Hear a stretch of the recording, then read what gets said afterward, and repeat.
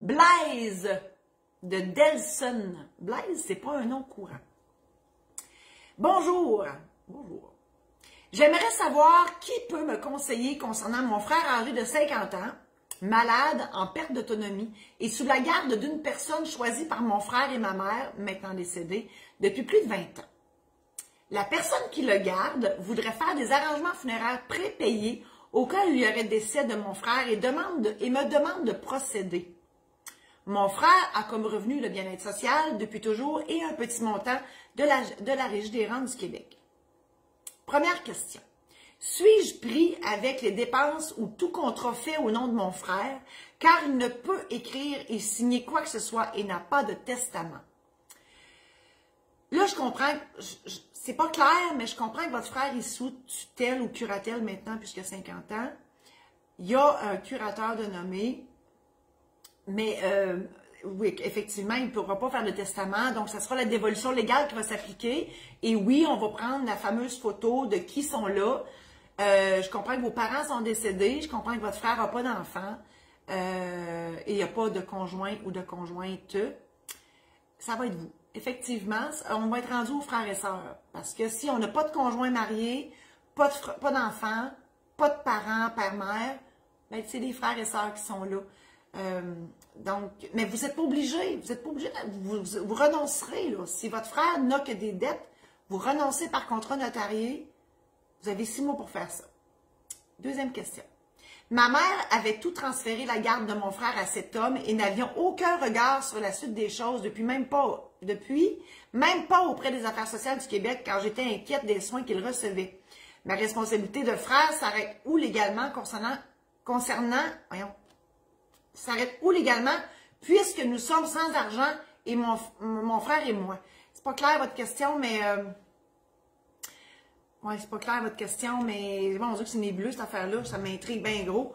Écoutez, pas de. J'ai quasiment l'impression que votre frère est en institution. C'est-tu ça? Pourtant, il y a eu une désinstitutionnalisation. On va l'avoir. Une désinstitutionnalisation. Je vous mets au défi d'écrire ça en 10 secondes. Donc, normalement, il ne devrait plus être en institution. Écoutez, j'ai de la misère à vous répondre, honnêtement, Blaise, mais ce que je peux vous dire, c'est qu'il n'y a personne qui peut être tenu responsable de quelque chose. OK? C'est clair. Mais je trouve ça triste si c'est vrai que vous n'avez jamais eu de rapport. C'est quasiment étonnant parce que la loi, ça fait longtemps qu'elle existe. Puis, quand il y a un curateur de nommé, il se doit de faire rapport au curateur public, au conseil de tutelle. Normalement, il devrait avoir un conseil de tutelle. Peut-être que vous n'êtes pas au courant. Donc, il faudrait que vous parliez à votre famille. Il y a quelqu'un quelque part qui sait quelque chose, mais moi, je vous conseille fortement d'appeler au curateur public. Martine, tu peux-tu mettre le lien curateur public? Donc, le site du curateur public, vous allez parler à quelqu'un, puis vous allez conter votre histoire, puis ils vont vous éclairer, chose certaine. Je vous souhaite bonne chance, Blaise de Delson. Je vous invite à consulter mon site internet marie-josée-saint-laurent.com où je vous offre une foule d'outils utiles en matière de testament, mandat d'inaptitude, aide médicale à mourir, mariage, succession, formation en démarrage d'entreprise, conférences en ligne. Si vous voulez que j'aille faire une conférence que j'appelle une showférence, c'est pas une conférence, pas un show, c'est une showférence, c'est le terme à la mode. Faites-moi signe, bien évidemment, ça prend un minimum de personnes pour que je puisse me déplacer, mais ça me ferait tellement plaisir d'aller vous voir et de vous jaser ça pendant 1 heure, 2 heures, de vous raconter des anecdotes qui se sont réellement passées dans mon bureau. Si vous voulez avoir ces anecdotes-là, j'ai écrit une trilogie qui est disponible sur maisondédition-saint-laurent.com qui s'appelle Les mémoires de la maîtresse récidive et les secrets de la maîtresse. Il y a aussi sur le même site de la maison d'édition les aides-mémoires dont je parlais tantôt. Les aides-mémoires c'est pour vous aider à préparer vos documents parce que des fois, la rencontre chez le notaire, ça nous stresse, on a peur des questions, puis on va être capable de répondre, puis qu'est-ce qu'il va avoir, puis qu'est-ce qu'il va nous poser, puis on est tout énervé. Ben, ces guides-là, ces aides-mémoires-là, c'est pour vous aider à vous préparer. Donc, il y en a un sur les testaments, un sur les mandats d'inaptitude.